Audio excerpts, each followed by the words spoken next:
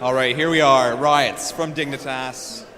There's here's some good news coming from the Dignitas front. You guys have yet to drop a game here at Emirates. Why is it going so well? Just practice, put a lot more effort in than we have at previous events. Like the last ECL, we put a lot of effort in with Matty K. But obviously, we had to make a roster change, so we had to step up the practice a lot. And we took it as serious as we could. We had a pre-LAN before and came out as strong as we can. Who was the pre-LAN with? Apex, who I think just lost to LLL. So they're down to the losers bracket. How do you think they're going to do? I don't want to say it because I'm friends with all the Infused guys, but I think Apex will take it. Even though it's a pre-LAN, they seemed to give us a lot more closer games than Infused did. I think I'm a bit disappointed in Infused with all the talk they were given. I was expecting a bit more, but easy 3-0. And Apex, they're in the losers bracket. How do you actually think they'll do once they get past Infused, if they get past Infused? Well, obviously you're going to have to play LLL in the loser bracket after we're done with them. And then, I don't know, I think they can come back. They're a strong team. They've got definitely got the players on the team to do it. It's just whether they can keep their head in the game. They seemed a bit, like we beat them 11-0 at the pre-LAN, which was kind of like, I don't know, maybe they lost a bit of momentum after they started losing. So hopefully, I want to see them in the finals. I like the guys. It's tough once you, one thing goes wrong, especially if you've had a pre-LAN and things have went right. Obviously, you guys were with them. You've had good eyes on them. What's the strongest part of Apex's game to bring them back into it? I'll have to go with Fragby and Vard. I think if Fragby keeps consistency, he can be a really strong point of their team. And Vard, if he's hitting his shots and he's doing the right things for his team, then I think they can cause an upset and come back to the finals. But obviously, it depends who they play. And obviously, you guys have yet to drop a game, as we mentioned previously. What have you guys? You said you've been practicing a lot. What have you guys been working on as a team? Mainly communication, due to Ruben's kind of new, Trojan. He's kind of new to our team, so we had to kind of mould him in a little bit. On the online scrims, we had a day where we didn't drop a game, so we were pretty confident coming to the event. We got a lot of talk online about us being online warriors from the Infused guys. So of course. Well, yeah, it's nice to show them, put them back in their place. So I like how you're online warriors. Yet 3 of you just won obviously the last ECL, now EGL. Obviously, communication's a big thing. New player in the team and so on. Have you guys really changed up any of your strategies or anything like that? Well, it's our first event. Actually, second event on the V6 settings, but our most practiced on the V6 settings, and we picked up Ruben on these settings. I said settings a lot then, but I don't know. Ruben's like a sick player basically, so it was easy to mould him into our team. He's got the individual skill of a beast, so I don't know. It just clicked instantly. That's all I can say really. Bloom, no Bloom? Oh, I'm gonna go with no Bloom. Why is that? Bloom sucks. I like her. Well, everyone played for it through 6 different versions of settings, and then obviously Microsoft comes out, completely changes the game. Well, I'm happy about it. I like 85%, a lot more than 100%. I'd happily play that, to be honest with you. But if they can adapt no Bloom and make the right settings and make it work, then yeah, I'm well up for it. How many settings do you think it'll take them to get to where it needs to be? A few versions, I reckon. I think the first settings they're going to make might be a bit rusty. I hope they get at least a few attempts of testing it before they start it at the event. But it's kind of unfortunate the time it comes, because you look at over in the States with MLG and so on, they're coming towards the end of their season, so they're not going to have as many events to kind of stick through settings. Obviously, they're testing things all the time, but you really, you truly don't know how a game's going to play out until you see, the best teams playing in front of actual people. Yeah, well, as you said, it was coming to an end. They had the Nationals, which is coming up soon, and one event before, so they had to stick with Bloom. It was only fair, considering all the rest of the events were on 100%. But I don't know. It'd be good to see how the players adapt, especially in Europe. Do you think there'll be no Bloom next year? Hopefully, fingers crossed. Fingers crossed. You are that adamant that Bloom is terrible. Well, fair enough. We talked about Apex. We talked about you guys. What other teams should be watching out for, apart from? I know you're going to say L3 or L and Infused, but any kind of new people at the event or so on. I know that Halo Reach, from an attendance standpoint, it's probably one of the poor attendances we've had, but there are players here who have a good opportunity to shine. Yeah, well, players that I noticed, like, well, Rami would want me to say Chalky because he loves him. Like, obviously, I've seen him put up a lot of stats, but I haven't watched him play yet. And it's got to be the Big Daddy exception. I heard that he went off with the snipe against, I think it was Infused. I heard he's called some nice upsets. So it'd be good to see Exception keep playing. I want to see some more French foreign teams at the events, hopefully. More foreign teams. More foreign teams come to the events. That's what Riotz is saying.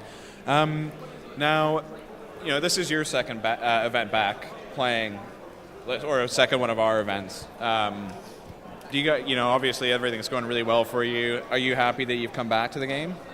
Yeah. Or not come back to the game, but come back as an actual player rather than standing behind four guys and telling them when rockets are going to respawn. Yeah, it definitely feels good. Obviously, I coached Fnatic when they won the event, and it made me fall in love with playing Halo again. I really wanted to compete, and then after that, they can't beat me. So obviously, I've done a good job. Anyone in our proximity that you'd like to hear from and their thoughts? I'm gonna go with Will 57. One of the Bucks. Will, come over here. You guys trade it up. I'll have a chat with Will here as we're going to be running up the stage very shortly. But one of the players from LLL, Mr. Buck, your thoughts so far on the Halo Reach tournament here at EGL4? I think it's been really good. It's been run well, and most of the games have been done on schedule. Lack of attendance is always an issue, but I think that can be sorted just with more promotion next tournament. Do you think it is promotion, or do you think the Halo community is kind of hanging on by its last threads? I think it's hanging on by its last thread, but I think there's a lot of mainland Europeans that could still attend if they had more notice and maybe more sponsors available. Because there's lots of Whoops. There's lots of German, French, and Spanish teams that could come over and make the attendance a lot higher, but they don't attend. So I'd like to see them come over. It'd be nice to see. It is European.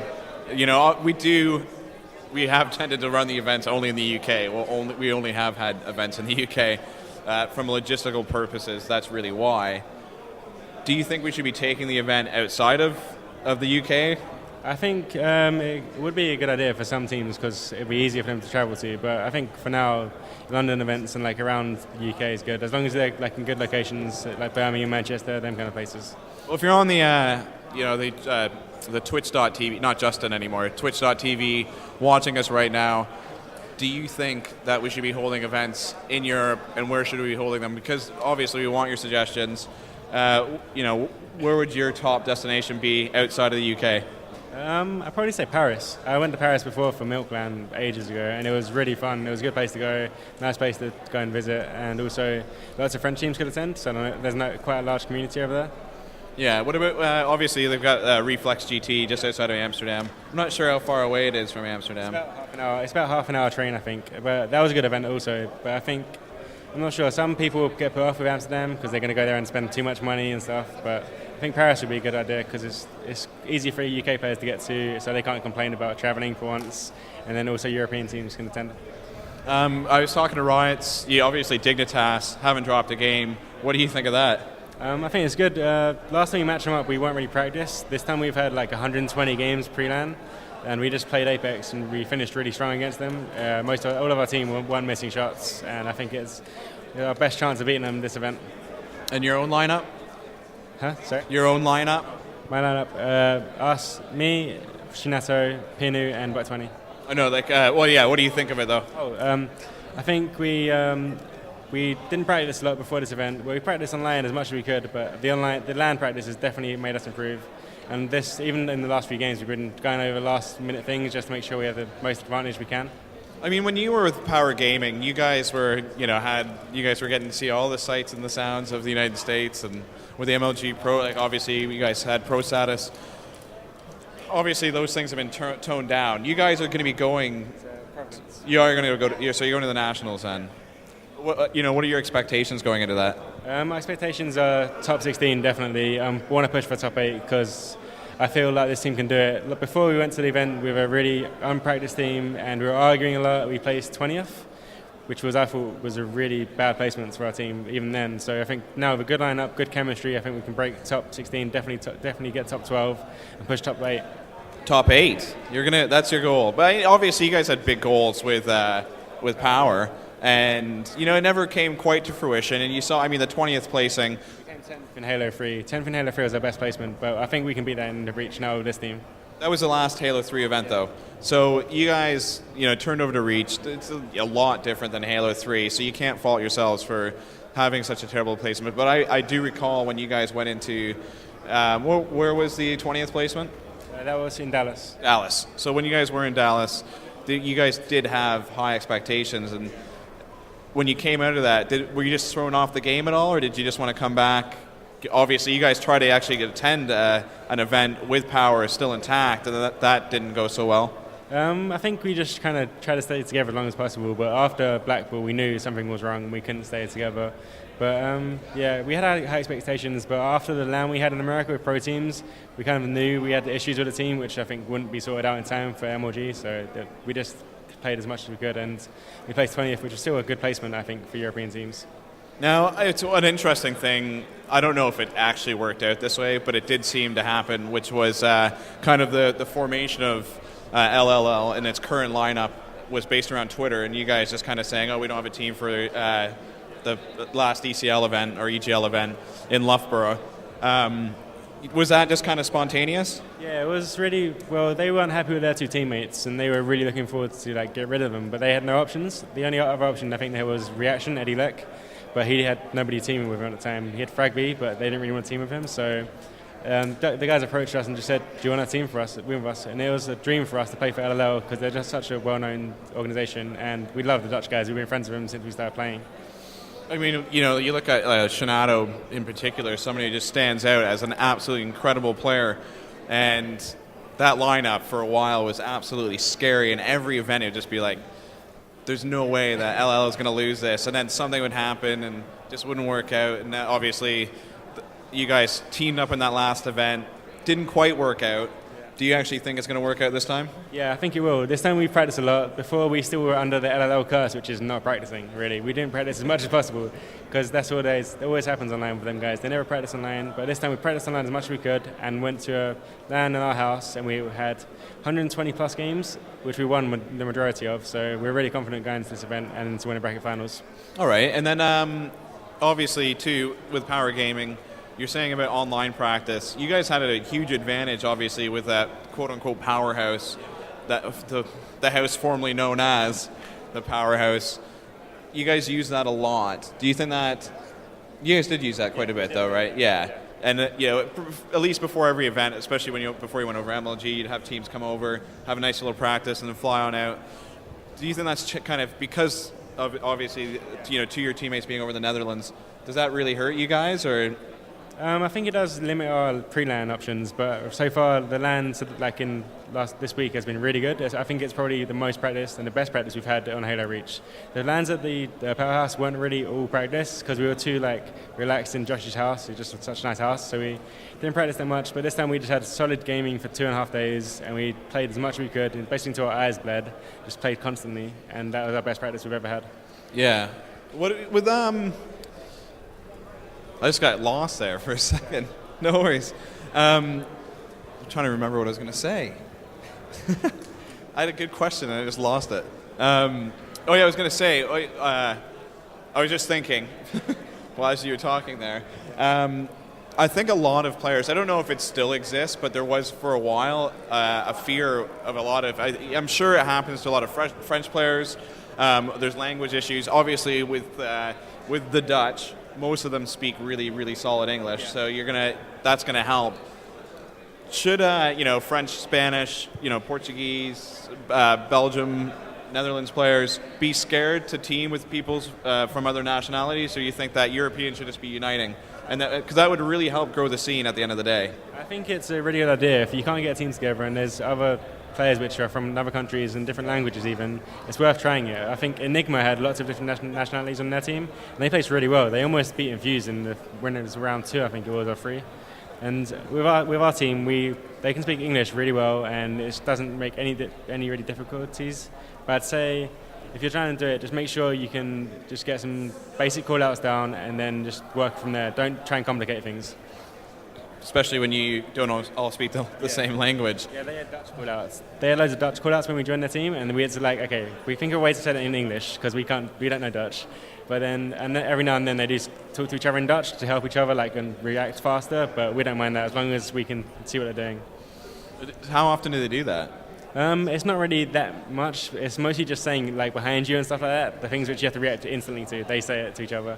And also we have Zil coaching us, Roman's brother. So he's really good at just watching our screens. That way he can react to them quicker and tell them quick. If he has to speak Dutch, he can. We don't really mind. But most of the time it's all English communication. That's all. I mean, it's excellent that you guys have done that, and it's kind of bridging the gap. If you guys, obviously everything's going fairly well for you guys, so you don't have to worry about it. Apart from Dignitas, who's a team that you don't really want to face? Probably Infused, because we've played against them so many games over the last days, and they know what we're doing basically almost exactly. But I think if we play well, we can just get into the grand final without having to play them. I reckon Dignitas, if we beat them, they'll just go back through and beat them again. With your experience with kind of a pre-LAN setup, do you guys find that, or do you find that you tend to hold back at just before the event and maybe not go full tactical? Do you guys try out new things, or do you tend to kind of stick to your game plans and just try to get really, really good at setups, or what do you guys work on? We normally stick to our game plans and just try and do our best as possible, but then certain things we kept back. We didn't use them as much as possible, so the other team didn't notice, certain nade spots or certain angles we use on the map to shoot across. But other than that, we have some backup strats and other strats we can use in certain games just if we want to counter the other team. But other than that, we just go all out in pre-lands so we get the most out of it. Go all out and just try to win. It's just as important as winning an event, really, isn't it? Yeah, definitely, especially when you got people like Jack Baxter taking the scores so seriously. Everything is serious to Jack Baxter, except for the ping 2-2. Thank you very much. Riotz, thank you very much for joining us here. We've got lots more coming your way here on the main stage. It's going to be Halo Reach here on twitch.tv. It's all brought to you by our sponsors here at Emirates Stadium in London. Of course, Rockstar Energy Drinks were here earlier. We've got Regio42. Steel Series is over here with a great booth. Scuff Gaming, who brought over one of our commentators, Fwiz, who was excellent today on the Call of Duty, which we'll have lots more action tomorrow. So stick around, lots more coming up. Visit us online at EGL Pro on Twitter or www.egl.tv. Lots more coming.